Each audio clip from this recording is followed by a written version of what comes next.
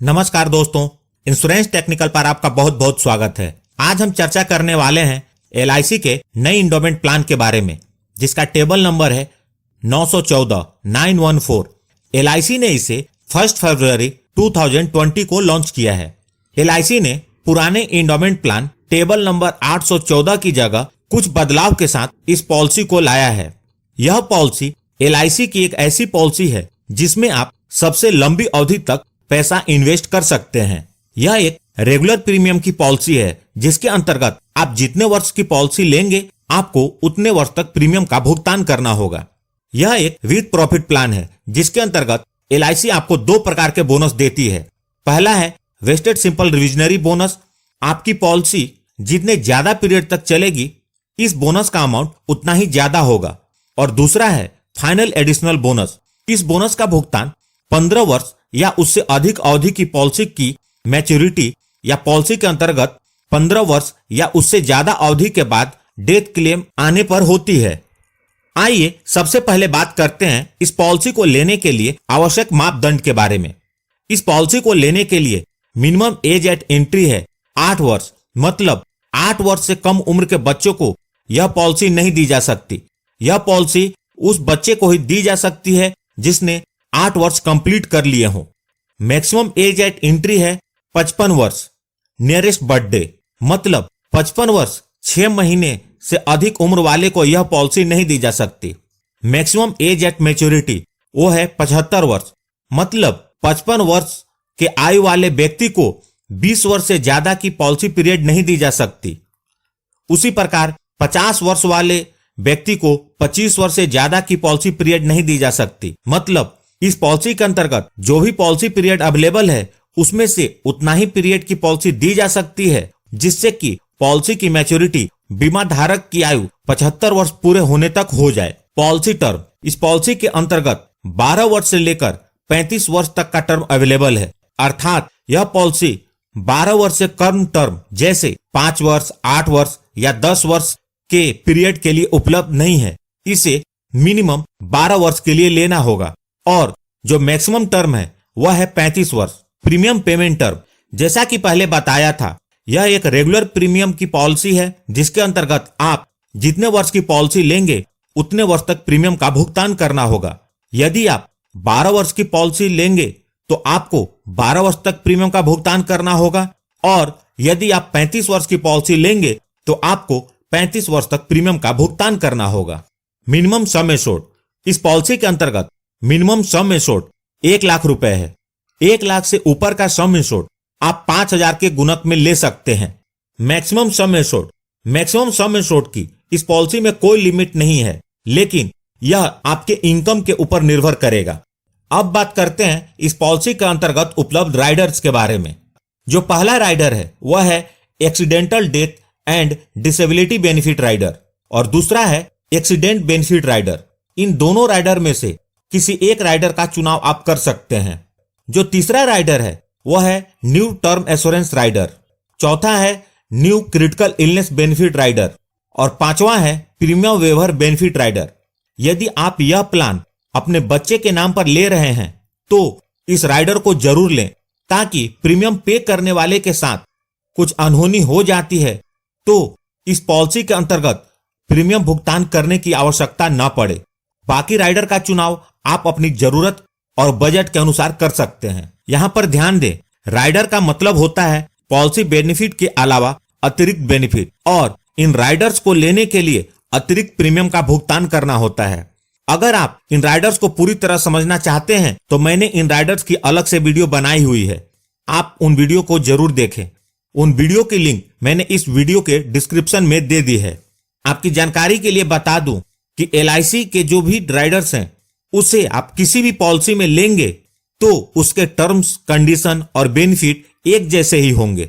Grace period, grace period का मतलब है प्रीमियम को पे करने के लिए अतिरिक्त समय।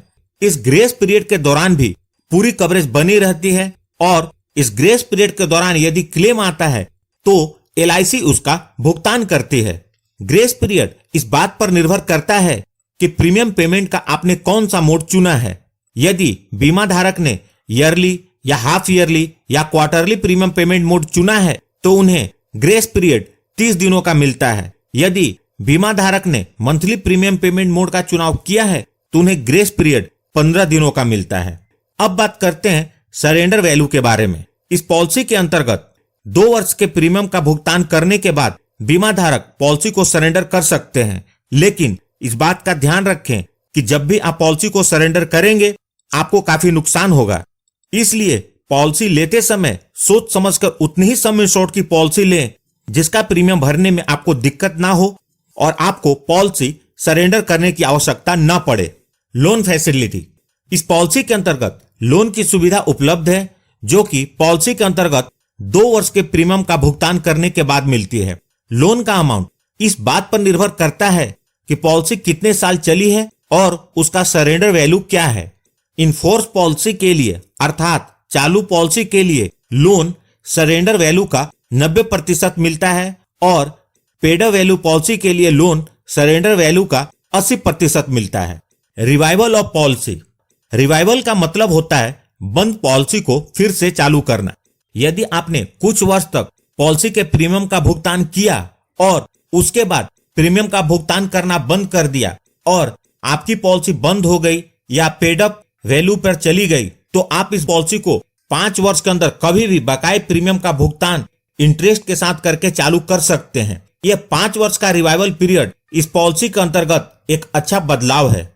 Paid up value. यह इस पॉलिसी की एक बहुत अच्छी बेनिफिट है जिसके अंतर्गत यदि बीमा धारक ने कम से कम 2 वर्ष या उससे अधिक अवधि के प्रीमियम का भुगतान कर दिया हो, उसके बाद किसी भी कारणवश प्रीमियम का भुगतान करना बंद कर दिया हो तो भी इस पॉलिसी की कवरेज खत्म नहीं होती, बल्कि पॉलिसी के सारे लाभ घटे हुए सम इंश्योर्ड के साथ जारी रहती है। दोस्तों, पेड अप वैल्यू की जानकारी होना बहुत ही जरूरी है। यदि आप पॉलिसी का प्रीमियम नहीं भर पा रहे हैं और इसे बंद करने की सोच रहे हैं और यदि आप LIC का भी करता है और आपका कोई कस्टमर अपनी पॉलिसी को बंद करने की सोच रहा है तो उसे पेड अप वैल्यू के बारे में जरूर बताएं।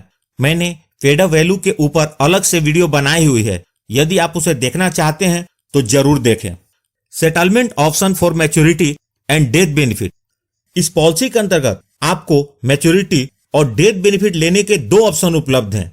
पहला है लमसम पेमेंट, जिसमें मैच्योरिटी या डेथ बेनिफिट का भुगतान एक बार में ही हो जाता है, अर्थात LIC पूरा पैसा एक साथ पे कर देती है। यदि मैच्योरिटी है तो भुगतान बीमा धारक को होता है और यदि डेथ बेनिफिट है तो इसका भुगतान नॉमिनी को होता है। जो दूसरा ऑप्शन है इन इंस्टॉलमेंट का, इसके अंतर्गत बीमा धारक चाहे तो मैच्योरिटी या डेथ बेनिफिट के भुगतान को 5, 10 या 15 साल तक मंथली, क्वार्टरली, हाफ ईयरली और ईयरली इंस्टॉलमेंट के रूप में ले सकते हैं। वे चाहे तो पूरी अमाउंट को इंस्टॉलमेंट में ले लें या चाहे तो कुछ हिस्सा लमसम में लें और कुछ हिस्सा इंस्टॉलमेंट में लें। इसका चुनाव बीमा धारक कर सकते हैं। यदि बीमा धारक माइनर हैं, अर्थात उनकी उम्र 18 वर्ष से कम है, तो 18 वर्ष पूरी होने के बाद वह भी कर सकते हैं। यहाँ एक बात का ध्यान रखें, इस ऑप्शन का चुनाव बीमा धारक जब तक जीवित हैं कर सकते हैं और वो जब चाहे इसमें बदलाव कर सकते हैं, लेकिन बीमा धारक के बाद नॉमिनी को इस ऑप्शन में किसी प्रकार का कोई चेंज करने का ऑप्शन नहीं होगा। Tax benefit. इस पॉलिसी के अंतर्गत जो प्रीमियम का भुगतान होता है वह इनकम टैक्स के सेक्शन 80C के अंतर्गत एग्जम्प्टेड है, या जो मैच्योरिटी या डेथ बेनिफिट के रूप में जो अमाउंट पेड होता है वह इनकम टैक्स के सेक्शन 10D के अंतर्गत कंप्लीटली टैक्स फ्री होता है। आइए इस पॉलिसी को उदाहरण के साथ समझते हैं। मिस्टर राकेश, जिनकी उम्र 35 वर्ष है, new limited premium endowment table number 914 की पॉलिसी लेते हैं जिसका सम एश्योर्ड 5 लाख रुपए है। पॉलिसी टर्म के रूप में उन्होंने 35 वर्ष का चुनाव किया है। चूंकि यह एक लिमिटेड प्रीमियम पेमेंट की पॉलिसी है तो मिस्टर राकेश को 35 वर्ष तक प्रीमियम का भुगतान करना होगा। यदि mister Rakesh monthly premium payment mode का चुनाव करते हैं तो उनका मंथली प्रीमियम लगभग 1186 रुपए होगा। यदि mister Rakesh annual premium payment mode का चुनाव करते हैं तो उनका एनुअल प्रीमियम 13,923 रुपए होगा। सिर्फ पहले वर्ष का प्रीमियम इससे थोड़ा ज्यादा होगा। इस प्रकार मिस्टर राकेश पूरे पॉलिसी पीरियड के दौरान टोटल 4,87,612 रुपए प्रीमियम के रूप में भरेंगे। आइए अब इस पॉलिसी की मैच्योरिटी को देखते हैं। जब पॉलिसी के 35 वर्ष पूरे हो जाएंगे तो इस पॉलिसी की मैच्योरिटी हो जाएगी और मिस्टर राकेश को मैच्योरिटी का भुगतान कुछ इस प्रकार होगा। सबसे पहले पॉलिसी का सम इंश्योर्ड 5 लाख रुपए, उसके बाद वेस्टेड सिंपल रिविजनरी बोनस 8,40,000 रुपए, उसके बाद फाइनल एडिशनल बोनस 11,50,000 रुपए, टोटल 24,50,000 रुपए मिस्टर राकेश को मिलेंगे, अर्थात लगभग 25 लाख रुपए। आप यहां देख सकते हैं कि मिस्टर राकेश ने टोटल 4,87,612 रुपए प्रीमियम के रूप में भरे और मैच्योरिटी के रूप में उन्हें लगभग 25 लाख रुपए मिले। दोस्तों, यहां जो मैंने मैच्योरिटी कैलकुलेट की है वह LIC द्वारा डिक्लेयर किए गए वर्तमान पॉलिसी के बोनस के रेट के आधार पर है। अतः आपकी मैच्योरिटी इससे थोड़ी अलग हो सकती है, लेकिन इसी के आसपास होगी। यहां पर मिस्टर राकेश यदि 10 वर्ष के इंस्टॉलमेंट बेनिफिट का चुनाव करते, अर्थात वो मैच्योरिटी को एक साथ ना लेकर 10 साल तक हर वर्ष लेते, तो उन्हें हर साल लगभग 3,19,168 रुपए अगले 10 साल तक मिलते। तो अब बात करते हैं डेथ बेनिफिट के बारे में।